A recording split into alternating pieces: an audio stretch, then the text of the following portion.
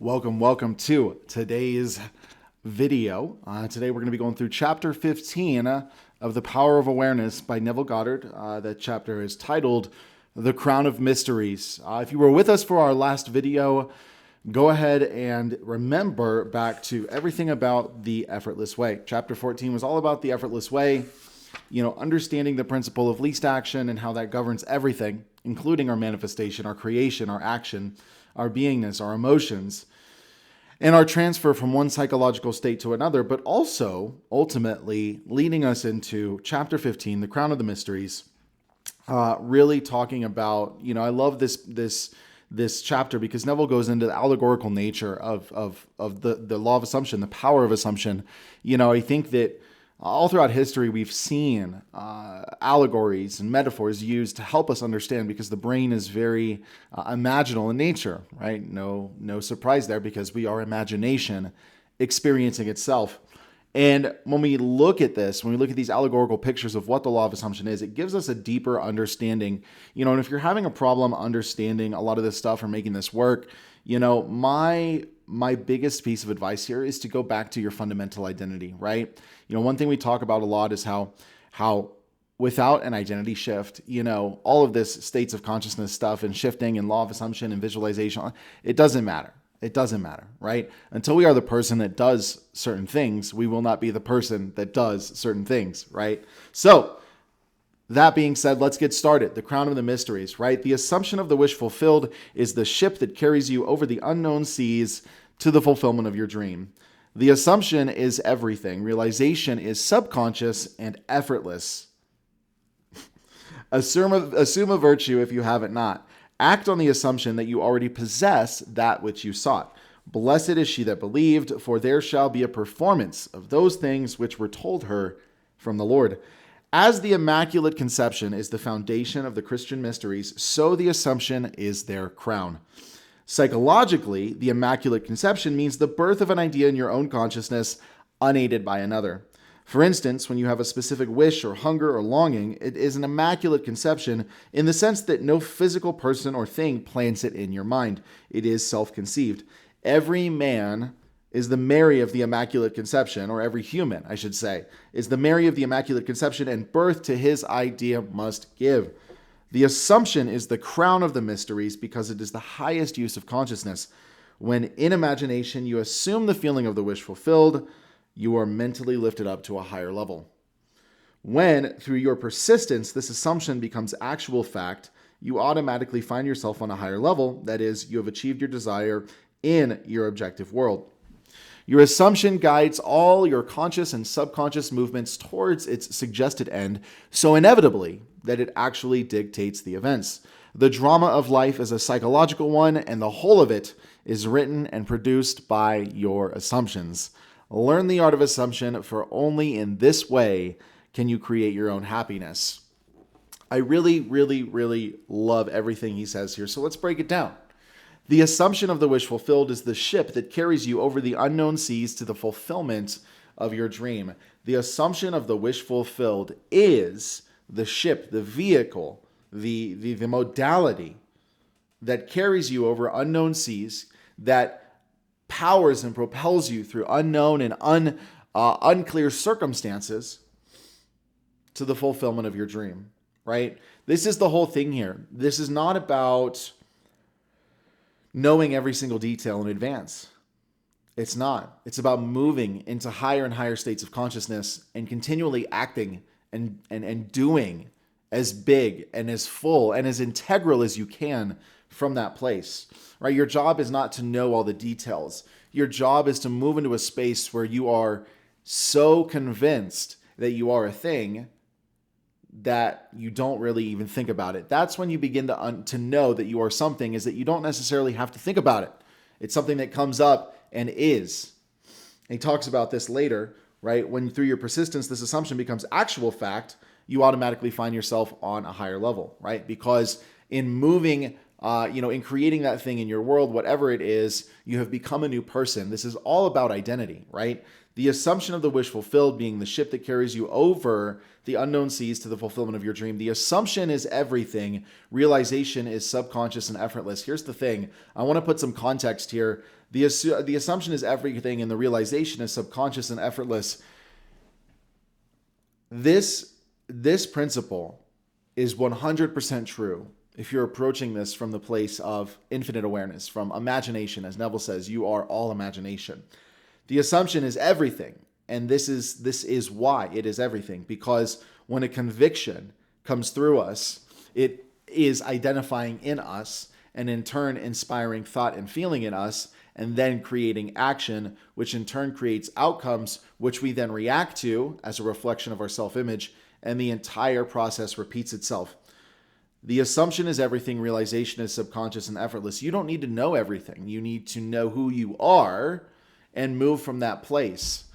I think you could absolutely create things within certain timelines. I also think that there are things that we create that are meant to shape us as much as we are meant to shape them. And that's something that I don't think we give enough context to today in the world of creating your reality.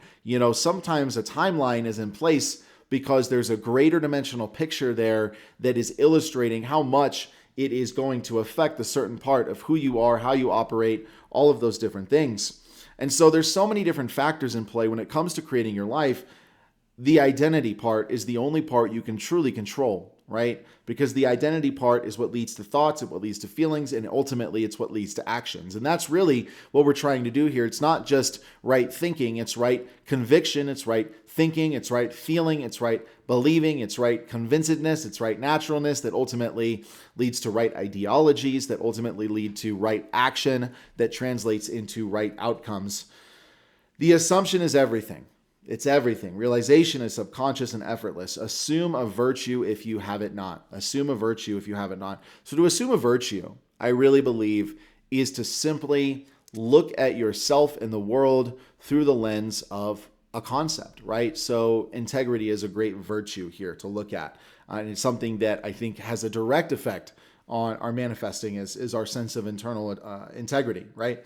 Assuming a virtue if you have it not. So when I'm going to assume a virtue, I'm ultimately going to look at my life through the lens of a characteristic, whether it's, integrity, whether it's fullness, whether it's, bliss, joy, whatever. And I can begin to see my life through that lens. And what happens here is as I begin really dwelling on that, right? He mentions here through persistence, I find that it's easy, not only easier to self-identify with the concept, but acting from that place becomes much easier because it's not just the self-identification, it's the action. So we have to find a way to connect the dots. Some people say you can sit on your butt and do whatever you want. And I think, okay, cool. We don't do that around here, right? We don't adhere to that kind of stuff because we're about creating. We're about, expanding, experiencing, expressing, right? That's a big piece of what we do here. And so ultimately, a lot of the times, here's the thing too. He talks about acting on the assumption that you already possess which you sought. Here's the thing. I think there's a lot of context here. I don't think it's right for you to walk into a bank with a 490 credit score, no down payment, and say, hey, I want a house, and expect them to give it to you. I do not think that is something that should be done ever. What I do believe is that when I'm acting on an assumption that I already possess what I sought, if I look to make that possession something a little more intangible, again, pointing back at my own self-identity, I find that my ability to take action from that frame, it is dramatically different than if I'm focusing on the acquisition of a thing. When I make creating my world about embodying a virtue, a state of consciousness, or becoming a person of certain values, instead of let me get this, let me get that, let me get this, let me get that, I find that acting on those assumptions becomes much more efficient. It becomes much more flowy, which is what we all want, right? We want to live in more flow. We want to live in more states of optimal being. Why? Because that's where your best action comes from, which creates your best results, right? We cannot exclude action here. As the Immaculate Conception is the foundation of the Christian mysteries, so the Assumption is their crown, right? The conception is the foundation. The Assumption is the crown that sits on top. Psychologically, the Immaculate Conception means the birth of an idea in your own consciousness unaided by another, right? For instance, when you have a specific wish or hunger or longing, it is an Immaculate Conception in the sense that no physical person or thing plants it in your mind. It's self-conceived. If you've read other books of Neville, you'll read that he says in certain places that every desire ultimately is a prophecy. It's a word of God waiting to be breathed into the world. And I love that when you pair that next to the symbology of the Immaculate Conception, because from a literalist perspective, Jesus being the Word of God expressed into the world. There's a lot of parallels here when you get into the esoteric mysteries of manifestation and not just looking at the surface level concepts around it all, right? Every man or every human is the Mary of the Immaculate Conception, and birth to his idea must he give. The Assumption is the crown of the mysteries because it's the highest use of consciousness. When in imagination you assume the feeling of the wish fulfilled, you are mentally lifted up to a higher level. And when he talks about imaginarily assuming the wish fulfilled, this is in your heart, right? This is in your heart.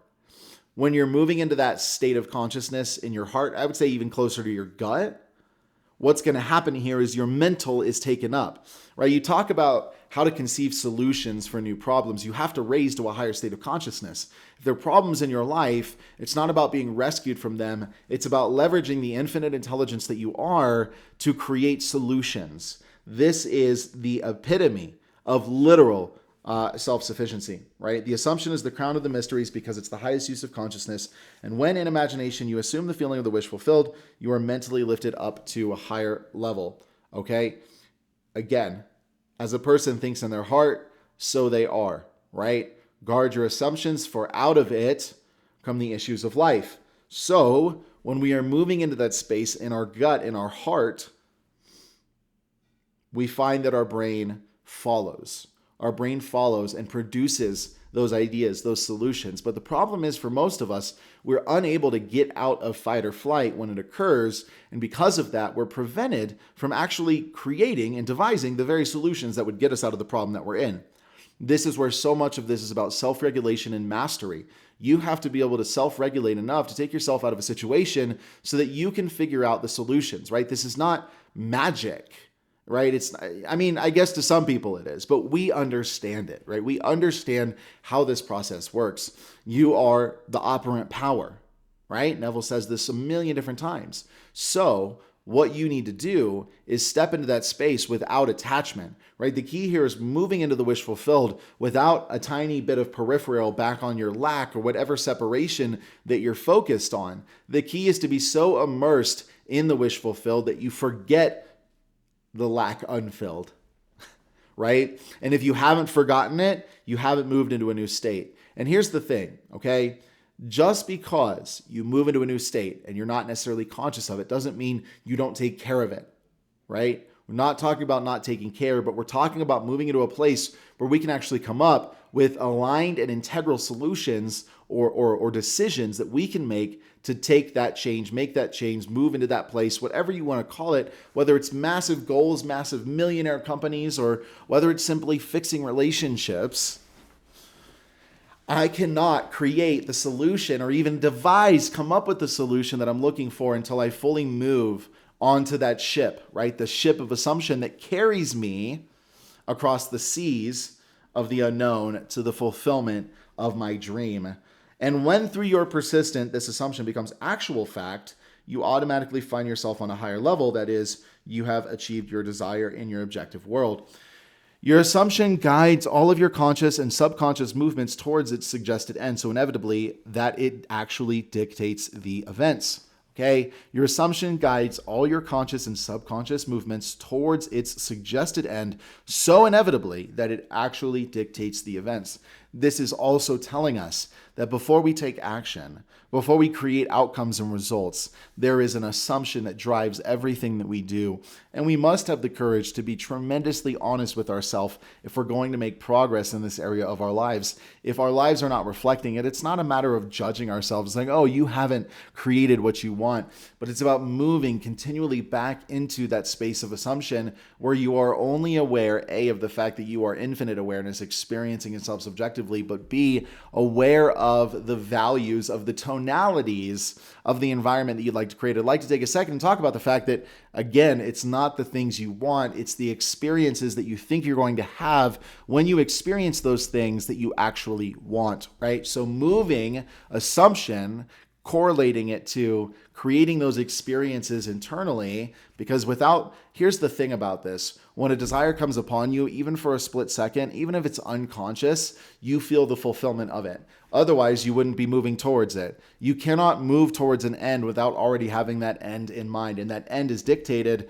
by our subconscious, by our assumption, ultimately, right? The drama of life is a psychological one, and the whole of it is written and produced by your assumptions. Learn the art of assumption, for only in this way can you create your own happiness. Learn the art of assumption. Learn the art of detaching from fight or flight states of consciousness, detaching from convictions that have been so true for you for so long, whether it's about relationships, whether it's about money. And as we talked about in chapter 14, there is a lot of opportunity for you to actually leverage different techniques or methods to detach from that, right? The limitless day method is one of them. The Sedona method is another. If you want to figure out how you can actually detach from these things truly and fully be immersed in the feeling of that wish fulfilled, that assumption, check out the limitless day method. You're going to find that there's protocols here that allow you to regulate your nervous system in such a way that you can detach from what you don't want and move into the spaces that you do want. Oh, wow, right? Wow. This is what is so amazing here. Every man, every human, the Mary of Immaculate Conception and birth to his idea must give. The assumption is the crown of the mysteries because it is the highest use of consciousness. This is really, I love this. He says assumption is the highest use of consciousness, right? Why? Because from our assumptions does our entire world come into being from. And when in imagination, you fully assume, right, the feeling of the wish fulfilled, you're mentally lifted up to a higher level. And this makes way for everything that you're wanting to create. This makes way for the new ideas. This makes way. So don't necessarily, what I like to do with a lot of the things that I'm wanting to create is just dwell in the energy. I love to dwell in the energy of actually experiencing things. Whether I'm actually experiencing it or not, dwelling in the energy of it, it's really fun, especially when you do it without attachment, because it becomes an adventure. But what happens here is you dwell in that energy enough, especially if it's higher level energy than where you're at, is you begin to think from that higher level. You begin to do from that higher level. But you have to become that higher level internally before you express it externally, right? This is super, super important. And you can do this. It's your birthright. It's your power. It is in your nature. So that being said, thanks for reading along today with chapter 15, The Crown of the Mysteries. Look for our next video, Personal Impotence. I'm Michael, co-founder and CEO of Reality Hacker. Thanks for joining me, and I will talk to you soon. If you like this video, make sure to like, subscribe, comment. Let me know your favorite parts. Would love to interact with you. Love to chat with you. And I hope you have an amazing rest of your morning, afternoon, or evening. Talk soon.